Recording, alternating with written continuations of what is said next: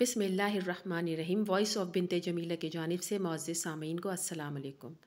حضرت برہ بن عازب رضی اللہ تعالیٰ عنہ سے روایت ہے کہ نبی کریم صلی اللہ علیہ وآلہ وسلم نے ابو رافع یہودی کی سرکوبی کے لیے اس طرف چند انصاری مردوں کو بھیجا اور حضرت عبداللہ بن عتیق رضی اللہ تعالیٰ عنہ کو ان پر امیر مقرر کیا۔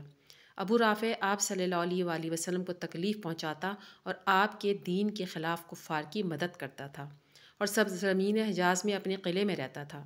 حضرت عبداللہ بن عتیق رضی اللہ تعالیٰ عنہ نے ابو رافع یہودی کے قتل کی کارروائی بیان کرتے ہوئے فرمایا، مجھے یقین ہو گیا کہ میں نے اسے قتل کر دیا ہے۔ پھر میں نے ایک ایک کر کے تمام دروازے کھول دیے یہاں تک کہ زمین پر آ گیا۔ چاندنی رات تھی، میں گر گیا اور میری پنڈلی ٹوٹ گئی تو میں نے اسے امامے سے باندھ دیا۔ پھر میں نبی کریم صلی اللہ علیہ وآلہ وسلم کی خدمت اقدس میں حاضر ہوا، سارا واقعہ عرض کر دیا۔ آپ صلی اللہ علیہ وآلہ وسلم نے فرمایا، پاؤں آگے کرو۔ میں نے پاؤں پھیلا دیا۔ آپ نے اس پر دستے کرم پھیرا تو ٹوٹی ہوئی پنڈلی جڑ گئی اور پھر کبھی درد تک نہ ہوا۔ اسے امام بخاری نے روایت کیا ہے۔ حضرت انس رضی اللہ تعالیٰ عنہ بیان کرتے ہیں کہ حضرت ابو طلحہ رضی اللہ تعالیٰ عنہ نے مجھے بھیجا کہ میں نبی کریم صلی اللہ علیہ وآلہ وسلم کو بلا لاؤں، حالانکہ انہوں نے کھانا تیار کر رکھا تھا۔ حضرت انس رضی اللہ تعالیٰ عنہ فرماتے ہیں کہ میں گیا، اس وقت نبی کریم صلی اللہ علیہ وآلہ وسلم اپنے صحابہ کرام کے ساتھ تشریف فرما تھے۔ آپ صلی اللہ علیہ وآلہ وسلم نے جب میری جانب دیکھا تو مجھے شرم آئی۔ میں نے عرض کیا، حضرت ابو طلحہ کی دعوت قبول کیجیے۔ آپ صلی اللہ علیہ وآلہ وسلم نے لوگوں سے فرمایا، اٹھو چلو۔ حضرت ابو طلحہ نے عرض کیا، یا رسول اللہ، میں نے تو آپ کے لیے تھوڑا سا کھانا تیار کیا تھا۔ نبی کریم صلی اللہ علیہ وآلہ وسلم نے اس کھانے کو چھوا اور اس پر برکت کی دعا کی۔ پھر فرمایا، میرے صحابہ میں سے 10 افراد کو بلاؤ اور ان سے فرمایا کھاؤ، اور اپنی انگلیوں کے درمیان سے کچھ نکالا۔ سو انہوں نے کھایا اور سیر ہو گئے۔ پھر وہ چلے گئے۔ آپ صلی اللہ علیہ وآلہ وسلم نے فرمایا، 10 اور آدمیوں کو بلاؤ۔ پھر انہوں نے کھایا اور وہ بھی سیر ہو گئے اور چلے گئے۔ پھر اسی طرح 10 آتے اور جاتے رہے یہاں تک کہ ان میں سے کوئی بھی باقی نہ بچا، سب نے کھا لیا اور خوب سیر ہو گئے۔ پھر آپ صلی اللہ علیہ وآلہ وسلم نے کھانا منگوایا تو وہ اتنا ہی باقی تھا جتنا ان کے کھانے کے وقت تھا۔ اس حدیث کو امام مسلم، ابن ابی شیبہ اور احمد نے بھی روایت کیا ہے۔ ایک اور روایت میں حضرت انس بن مالک رضی اللہ تعالیٰ عنہ سے مروی ہے کہ مجھے حضرت ابو طلحہ رضی اللہ تعالیٰ عنہ نے نبی کریم صلی اللہ علیہ وآلہ وسلم کی خدمت اقدس میں انہیں دعوت دینے کے لیے بھیجا۔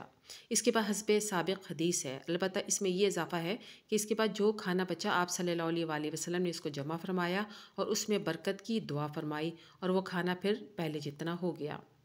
آپ صلی اللہ علیہ وآلہ وسلم نے فرمایا، لو یہ کھانا لے لو۔ اس حدیث کو امام مسلم نے روایت کیا ہے۔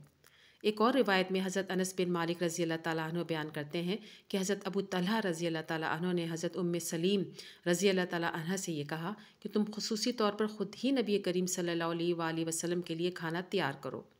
پھر مجھے نبی کریم صلی اللہ علیہ وآلہ وسلم کی طرف بھیجا۔ اس کے بعد وہی بیان ہے۔ اس حدیث میں بھی یہ ہے کہ نبی کریم صلی اللہ علیہ وآلہ وسلم نے کھانے پر اپنا دست اقدس رکھا اور بسم اللہ پڑھی۔ پھر فرمایا، 10 آدمیوں کو بلاؤ۔ انہوں نے 10 آدمیوں کو بلایا۔ وہ آئے تو آپ نے فرمایا، بسم اللہ پڑھو اور کھاؤ۔ سو انہوں نے کھایا، یہاں تک کہ 80 آدمیوں نے کھایا۔ اس کے بعد نبی کریم صلی اللہ علیہ وآلہ وسلم اور گھر والوں نے بھی کھایا اور پھر بھی کھانا بچ گیا۔ اس حدیث کو امام مسلم نے روایت کیا ہے۔ حضرت ابو ذئب اخطب رضی اللہ تعالیٰ عنہ سے مروی ہے کہ نبی کریم صلی اللہ علیہ وآلہ وسلم نے اپنا دست اقدس میرے چہرے پر پھیرا اور میرے لیے دعا فرمائی۔ راوی کہتے ہیں کہ ابو زید 120 سال زندہ رہے اور دست رسول صلی اللہ علیہ وآلہ وسلم کی برکت سے ان کے سر میں صرف چند بال سفید تھے۔ سبحان اللہ۔ اس حدیث کو امام ترمذی، طبرانی، شیبانی نے روایت کیا ہے۔ امام ابو عیسیٰ نے فرمایا کہ یہ حدیث حسن ہے۔ حضرت اسد بن عزیر انصاری رضی اللہ تعالیٰ عنہ سے روایت ہے کہ ایک مرتبہ لوگوں سے ہنسی مذاق کی بات چیت کر کے انہیں ہنسا رہے تھے، تو نبی کریم صلی اللہ علیہ وآلہ وسلم نے ان کی کمر میں لکڑی سے کچوکا لگایا تو انہوں نے عرض کیا، یا رسول اللہ، مجھے بدلہ دیجیے۔ تو آپ صلی اللہ علیہ وآلہ وسلم نے فرمایا، تم بدلہ لے لو۔ اس نے عرض کیا، یا رسول اللہ، آپ کے بدن پر قمیض ہے جبکہ میرے بدن پر قمیض نہیں۔ آپ صلی اللہ علیہ وآلہ وسلم نے اپنی قمیض اوپر اٹھا لی تو وہ شخص آپ صلی اللہ علیہ وآلہ وسلم کے قریب ہوا اور آپ صلی اللہ علیہ وسلم کی پسلیوں اور شکم مبارک کو چومنے لگا۔ اس نے عرض کیا، یا رسول اللہ، میرا یہی حصول برکت کا ارادہ تھا کہ میں آپ کے جسم اقدس سے مس ہونے کی سعادت حاصل کر کے ہمیشہ ہمیشہ کے لیے دوزخ سے نجات پا جاؤں۔ اس حدیث کو امام ابو داؤد، حاکم، بہقی اور طبرانی نے روایت کیا۔ امام حاکم نے فرمایا کہ اس حدیث کی سند صحیح ہے۔ حضرت جابر بن یزید بن اسود سوائی رضی اللہ تعالیٰ عنہ اپنے والد سے روایت کرتے کہ انہوں نے نبی کریم صلی اللہ علیہ وآلہ وسلم کے ساتھ صبح کی نماز پڑھی، پھر آگے روایت بیان کی۔ کہتے ہیں نماز سے فراغت کے بعد پھر لوگ جوش و خروش سے آپ صلی اللہ علیہ وآلہ وسلم کے دست مبارک کو تھامتے اور اسے اپنے چہروں پر پھیرتے۔ کہتے ہیں میں نے آپ صلی اللہ علیہ وآلہ وسلم کا دست اقدس پکڑا اور اسے اپنے چہرے پہ پھیرا۔ میں نے آپ صلی اللہ علیہ وآلہ وسلم کے دست مبارک کی برف سے زیادہ ٹھنڈا اور کستوری سے زیادہ خوشبودار پایا۔ سبحان اللہ۔ اس حدیث کو بھی امام احمد، دارمی اور بخاری نے التاریخ الکبیر میں روایت کیا ہے۔ ایک اور روایت میں ایک ہے، کہتے ہیں کہ میں نے نبی کریم صلی اللہ علیہ وآلہ وسلم کا دست اقدس چوما، وہ برف سے زیادہ ٹھنڈا اور کستوری سے زیادہ خوشبودار تھا۔ اسے امام ابن قانیہ نے روایت کیا ہے۔ ایک اور روایت میں ان الفاظ کے ساتھ ہے، راوی کہتے ہیں کہ میں نے آپ صلی اللہ علیہ وآلہ وسلم کے دست مبارک کو پکڑا اور اسے اپنے سینے پہ رکھا۔ میں نے آپ صلی اللہ علیہ وآلہ وسلم کی ہتھیلی سے زیادہ ٹھنڈی اور آپ صلی اللہ علیہ وآلہ وسلم کی ہتھیلی سے زیادہ خوشبودار ہتھیلی کہیں نہیں پائی۔ یہ برف سے زیادہ ٹھنڈی اور کستوری سے زیادہ خوشبودار تھی۔ اس حدیث کو امام ابن عبد البر نے روایت کیا۔ حضرت عبداللہ بن عباس رضی اللہ تعالیٰ عنہ بیان کرتے ہیں کہ ایک عورت اپنے بیٹے کو لے کر نبی کریم صلی اللہ علیہ وآلہ وسلم کی خدمت میں حاضر ہوئی اور عرض کیا، یا رسول اللہ، میرے اس بیٹے کو جن چمٹا ہوا ہے اور وہ اسے ہمارے دوپہر اور شام کے کھانے کے وقت پکڑ لیتا ہے اور ہمیں اپنی خباثت سے تنگ کرتا ہے۔ تو نبی کریم صلی اللہ علیہ وآلہ وسلم نے اس کے سینے پر اپنا دست اقدس پھیرا اور دعا کی تو اس بچے نے قے کی، تو دست اقدس کی برکت سے وہ جن اس کے پیٹ سے سیاہ پلے کی طرح دوڑتا ہوا نکل گیا۔ اس حدیث کو امام دارمی، احمد اور طبرانی نے روایت کیا ہے۔ حضرت عبداللہ بن عباس رضی اللہ تعالیٰ عنہ بیان کرتے ہیں کہ نبی کریم صلی اللہ علیہ وآلہ وسلم نے حضرت بلال رضی اللہ تعالیٰ عنہ کو بلایا اور پانی لانے کا حکم دیا، جبکہ ہر طرف قحط سالی تھی۔ تو حضرت بلال رضی اللہ تعالیٰ عنہ پانی کی تلاش میں نکلے اور کہیں سے پانی نہ پا کر واپس حاضر ہوئے اور عرض کیا، یا رسول اللہ، خدا کی قسم مجھے کہیں سے بھی پانی نہیں ملا۔ نبی کریم صلی اللہ علیہ وآلہ وسلم نے فرمایا، کیا کوئی مشکیزہ ہے جس میں تھوڑا سا پانی ہی ہو؟ حضرت بلال آپ صلی اللہ علیہ وآلہ وسلم کی خدمت میں کہیں سے مشکیزہ لے کر حاضر ہو گئے۔ آپ صلی اللہ علیہ وآلہ وسلم نے اپنی دونوں ہتھیلیاں مبارک اس میں کھول دیں تو آپ صلی اللہ علیہ وآلہ وسلم کے ہاتھوں تلے پانی کا چشمہ جاری ہو گیا۔ راوی بیان کرتے ہیں کہ حضرت عبداللہ بن مسعود رضی اللہ تعالیٰ عنہ اس سے پانی پینے لگے اور دوسرے لوگ اس سے وضو کرنے لگے۔ اس حدیث کو امام دارمی نے روایت کیا ہے۔ حضرت عبداللہ بن عباس رضی اللہ تعالیٰ عنہ بیان کرتے کہ ایک مرتبہ ہم نے نبی کریم صلی اللہ علیہ وآلہ وسلم کی میت میں کوئی غزوہ یا سفر کیا اور ہم اس وقت 200 سے بھی زیادہ افراد تھے۔ نماز کا وقت ہو گیا تو نبی کریم صلی اللہ علیہ وآلہ وسلم نے فرمایا، کیا تم لوگوں میں سے کسی کے پاس وضو کے لیے پانی کا انتظام ہے؟ تو ایک شخص چمڑے کا چھوٹا سا برتن لے کر دوڑتا ہوا حاضر ہوا جس میں تھوڑا سا پانی تھا۔ لوگوں کے پاس اس کے علاوہ اور کوئی پانی بالکل نہیں تھا۔ تو نبی کریم صلی اللہ علیہ وآلہ وسلم نے وہ پانی ایک پیالے میں اڈھیلا، پھر اسے اچھی طرح وضو فرمایا۔ پھر آپ صلی اللہ علیہ وآلہ وسلم وہاں سے ہٹ گئے اور پیالہ وہیں چھوڑ دیا۔ لوگ اس پیالے پر ٹوٹ پڑے اور کہنے لگے، اس پیالے کو ہی برکت کی خاطر چھو لو، اس پیالے کو ہی مس کر لو۔ نبی کریم صلی اللہ علیہ وآلہ وسلم جب انہوں نے یہ کہتے سنا تو فرمایا، اپنی اپنی جگہ ٹھہر جاؤ۔ پھر آپ صلی اللہ علیہ وآلہ وسلم نے اپنا دست اقدس اس پانی کے پیالے میں رکھ دیا اور فرمایا، بسم اللہ۔ پھر حکم دیا کہ تم سارے اچھی طرح وضو کر لو۔